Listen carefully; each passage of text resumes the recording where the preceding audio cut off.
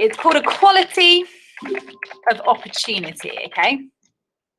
And generally as a 15 marker, it will say something like, sociologists argue there is equality of opportunity within education. Sociologists argue, oops, wrong there is equality of opportunity within education. Explain what sociologists mean by this. Something like that, and it would be a 15 marker. Equality of opportunity.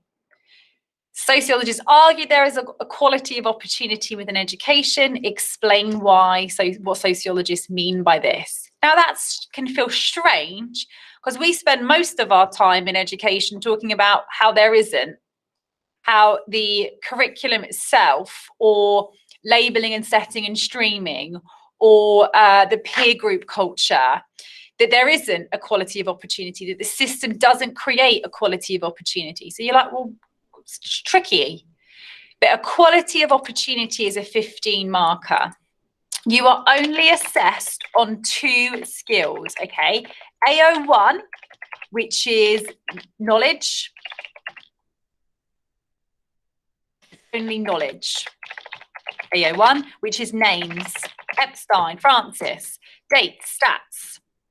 And the second is analysis, or when you have said, this shows, and it must use the term of the question. It doesn't count unless it uses the term of the question. Only 2 skills. There's no AO3, which means I shouldn't see however in the paragraphs.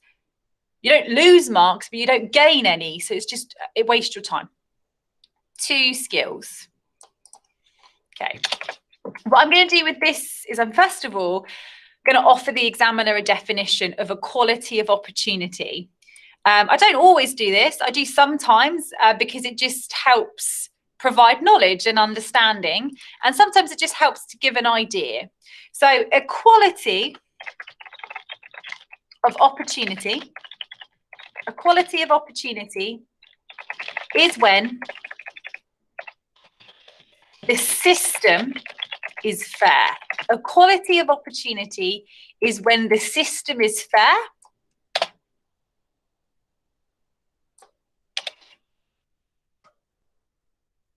Everyone is treated equally.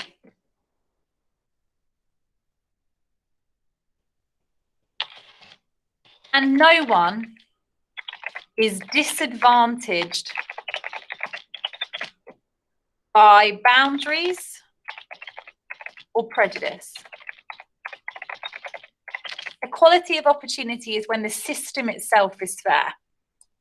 Everybody is treated equally and nobody is disadvantaged or experiences prejudice. Definition. Sometimes they really like a definition in the 15. Just shows you really understand. Now, if you're thinking, well, how would I know what the definition is? You have a list of all the 15 markers. I'm just going to check I'm definitely presenting my screen. And you have a list of all the 15 markers. That grid's really important. System's fair, everyone's treated equally, and no one is disadvantaged by boundaries or prejudice. I always work my way through the grids. I always go, what was the first grid? Functionalism.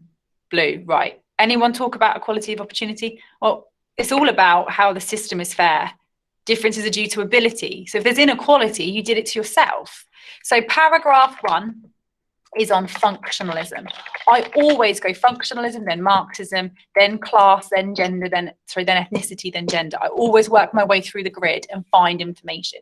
So functionalism argues there is equality of opportunity within education. Functionalists argue there is equality of opportunity within education. We are allocated roles into a division of labour as a result of our ability. Functionalists argue there is equality of opportunity within education. We're allocated roles into a division of labour as a result of our ability or effort. That came from the three functions. Lots of terms there. Davis and Moore.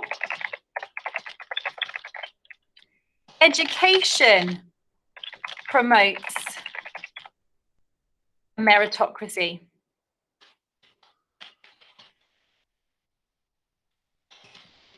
Everyone is equal.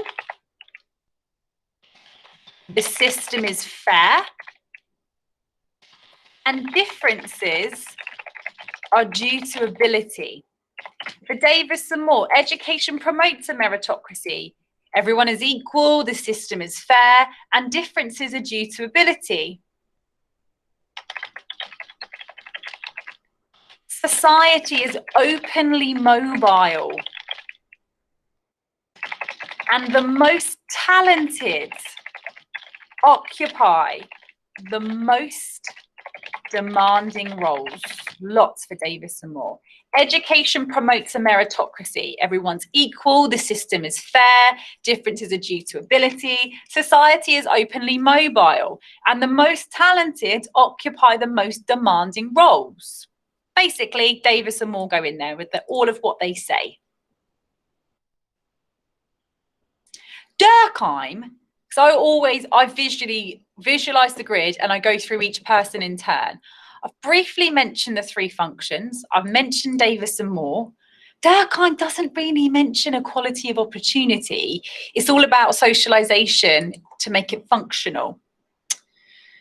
But for Parsons, one could argue that you have to learn particularistic standards that apply to all, which would suggest you have to learn that statuses also must be achieved. So it kind of links, it's weak, but it links a little bit.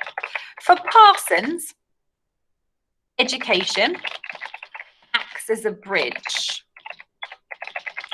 between home and work. For Parsons, education acts as a bridge between home and work. At home, we have an ascribed status and are judged by particularistic characteristics. Parsons argues education acts as a bridge between home and work. At home, we have an ascribed status and are judged by particularistic characteristics. But in education, we learn a status must be achieved and we are judged by universalistic standards that apply to all. We are judged by particular characteristics at home, but in education, we must learn that a status is achieved and we are judged by universal standards or universalistic standards that apply to all. Davis and Moore, Parsons.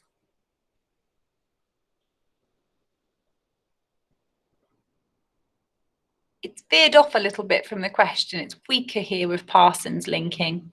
Durkheim doesn't really work. So after I've got Davis and Moore, which is knowledge, after I've got division of labour, mobile, Parsons, particularistic, universalistic, that's all knowledge. All those terms are all AO1. After that, it's this shows. AO2, I'm using analysis and I show the examiner I'm doing that by this shows. This shows there is equality of opportunity within education. This shows there is equality of opportunity within education. The system is fair and everyone has an equal opportunity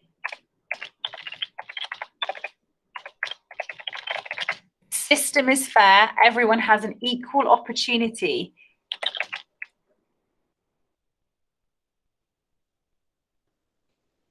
to ensure.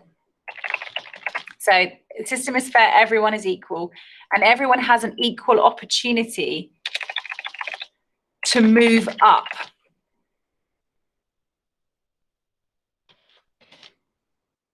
And this means the most talented take the hardest roles. There is equality of opportunity. The system is fair, and everyone has an equal opportunity to move up the ladder. This means the most talented take the hardest roles, ensuring society continues to function.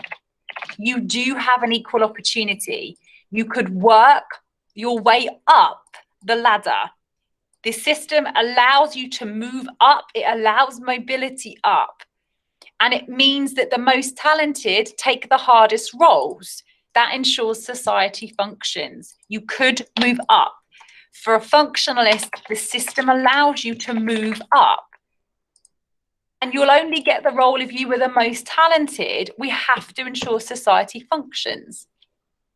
Okay, address the question. There is equality of opportunity. You could have moved up if you worked hard enough. If it's not, you don't deserve the role, otherwise it won't be functional. Paragraph 1. Marxists categorically argue that there is not equality of opportunity in education because it ensures that the bourgeoisie have a workforce that will accept low-skill, low-paid work. Functionalism is not relevant here.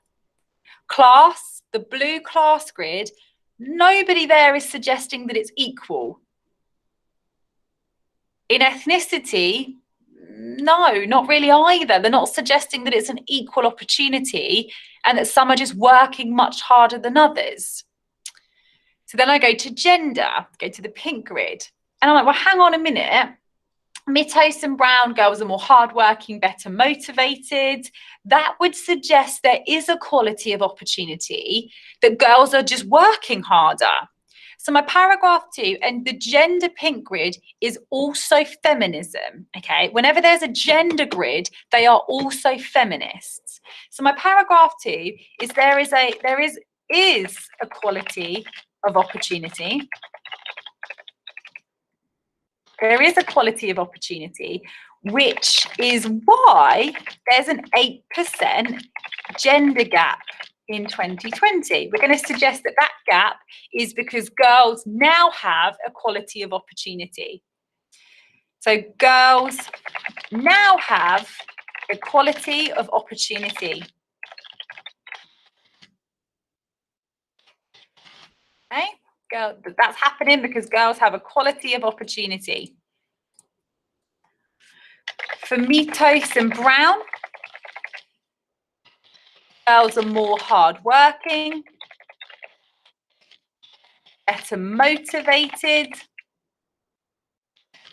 and can concentrate for longer. Girls are more hardworking, better motivated, and can concentrate for longer. They mature earlier.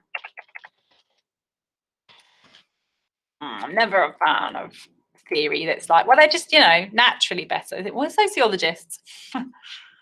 It's the environment. But anyway, girls are more hardworking, better motivated because they mature earlier. For Harris et al., secondary school females tended to be better motivated. Remember, they sit in the grid together. They're very similar. So they're saying a similar thing. Hardworking, secondary school females tended to be more hardworking and better motivated. Males had struggle. Well, males had difficulty, sorry, I'm good English, had difficulty organising their time and struggled with homework and revision. Harris et al., secondary school females tended to be more hardworking. Males had difficulty organising time and revision. In the same grid as well, for McRobbie and Garber, girls tend to be more motivated due to the bedroom culture. Girls tend to be more motivated due to their bedroom culture. It contributes to their communication and reading skills. Okay. Ethos and Brown, girls are more hardworking, better motivated, can concentrate for longer. Harris et al., secondary school females in their study found that their females tended to be more motivated, but boys had struggle or difficulty with revision and homework. Same section of the grid. For McRobbie and Garber, girls tend to be more motivated, largely due to that bedroom culture, as it contributes to their communication and reading skills. And again, I work my way through, I go functionalism, and I've done a paragraph on functionalism. Marxism, nobody is mentioning equality of opportunity for Marxism. Class, nope. Anything that's referencing the system is suggesting it's not creating equality of opportunity. For ethnicity, similar thing. There's nothing there suggesting that the system is creating equality of opportunity. And then for gender, what we would argue is that there is now equality of opportunity and girls are just outperforming boys because there's higher levels of effort there. Whether we agree with it as not as a theory, it doesn't matter. What they're requiring you to do is to be able to select and know a whole host of possible reasons for why there may be equality of opportunity. Okay, Mitos and Brown, Harris et al., McRobbie and Garber. I've got 2 sociologists here, 3 here. If you're wondering why I separate them, this is blue. This is all blue. It's just the blue grid. I don't like, I think I've mentioned this a few times, I don't like to mix up a grid to add pink and blue together. I like to keep them separate because feminists and Marxists will not agree with each other. There's not a hope in hell's chance. The same way you'd never put a functionalist and a Marxist together because they have completely opposing views. There's nothing they'd agree on. So they can't go in the same paragraph together. It wouldn't make sense. Shorter paragraph here, but 3 names, so nice range here. So at the end of the paragraph, I say, this shows there is equality of opportunity. There is equality of opportunity within education. There is equality of opportunity within education. Girls are more motivated and on average are working harder, at least according to those sociologists, folks. There is equality of opportunity within education. Girls are more motivated and on average are working harder. This is why they outperform boys at GCSE. There is equality of opportunity is what they are suggesting. Because girls, there is now equality of opportunity, that's why girls are outperforming, because they're working harder. Again, you may not agree with this. We don't evaluate. The same way we may not agree with functionalism or Marxism, but we don't evaluate. We just have to accept that they're asking us about something we may not particularly agree is correct.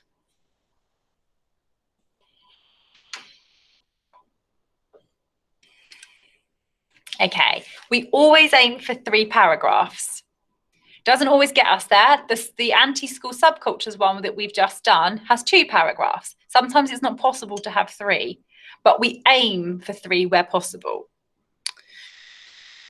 So I think to myself, right, equality of opportunity. The system's fair, everyone's treated equally, and no one is disadvantaged. Well, I would come back to that point that, well, now they're not because of the 1988 national curriculum, but they were. So this paragraph, I think I'm going to look at the curriculum and note that, again, there is now equality of opportunity within education. There is now equality of opportunity within education. Oops. Due to changes in the curriculum.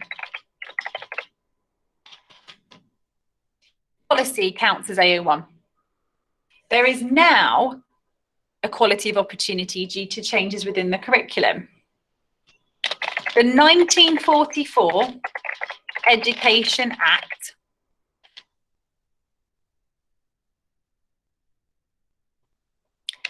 had a tripartite system.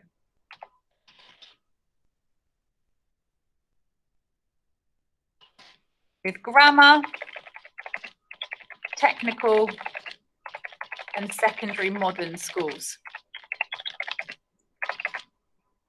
As a result of the 11 plus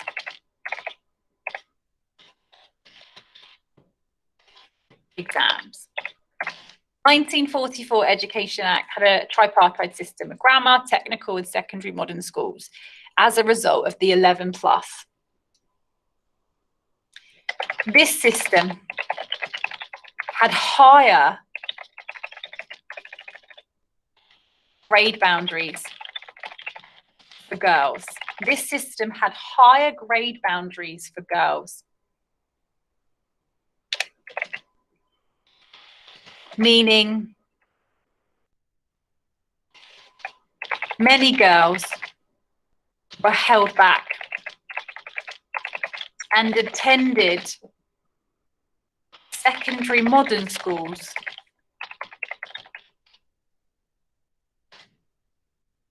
This system had higher grade boundaries for girls, meaning many girls were held back and attended secondary modern schools.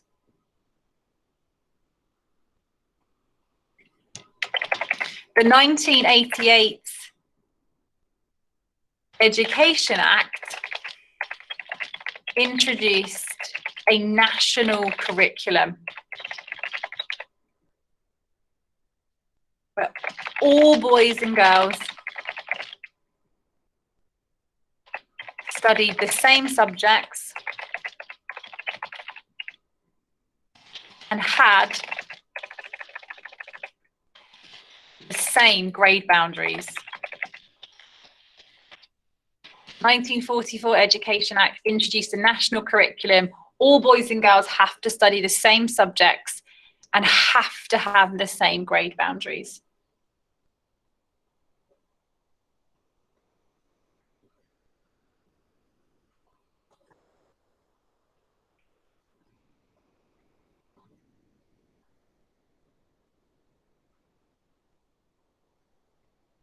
Okay, 44 Education Act, national curriculum in 1988 Education Act as well.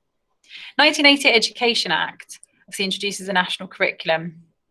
I must go through it with you. The other policy introduced in 1988 in education was a horribly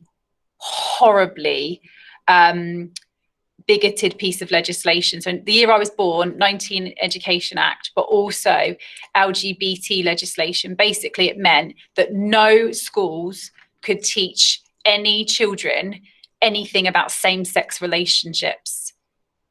Be it two men, two women, may fall in love, anything to do with protecting young people, protecting themselves if they have same-sex relations. So it was a horribly restrictive piece of legislation that meant for a number of years, schools were not allowed to teach anything to their students that would protect them if they were going to engage in same-sex. So that's why largely a lot of your, it's no longer in existence now, but it's why so much of sex education was incredibly heteronormative So just male, female.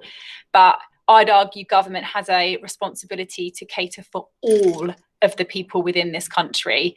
And it was purposely designed to not teach anything positive about same-sex relationships, because the government didn't want to teach that was a perfectly acceptable form, which is really, really quite worrying. Anyway, okay, so we've got 2 pieces of legislation there. At the end of this paragraph, we're going to say, if you're thinking, well, why did you do this paragraph here? There's less knowledge. So if I run out of time, there's less knowledge of it. If I put it as the second paragraph, I haven't quite got the range. We always want the biggest paragraphs first. So this shows that there is now equality of opportunity within education. There is now equality of opportunity within education, with a national curriculum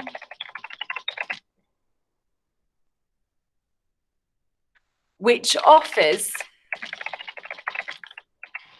equal opportunities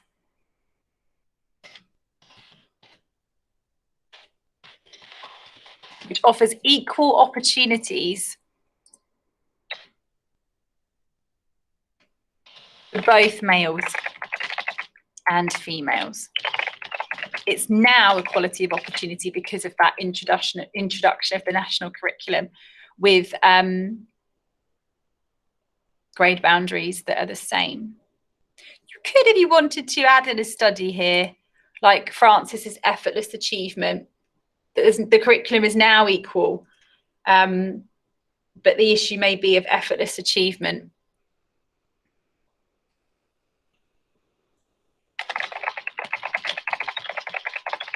Because I always like to aim for 3.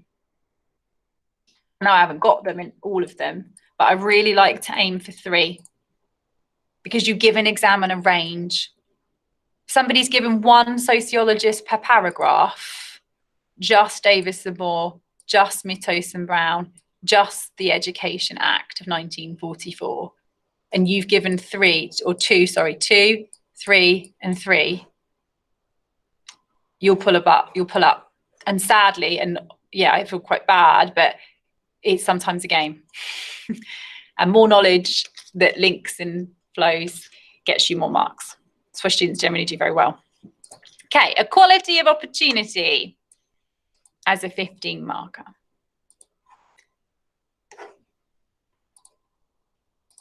Gonna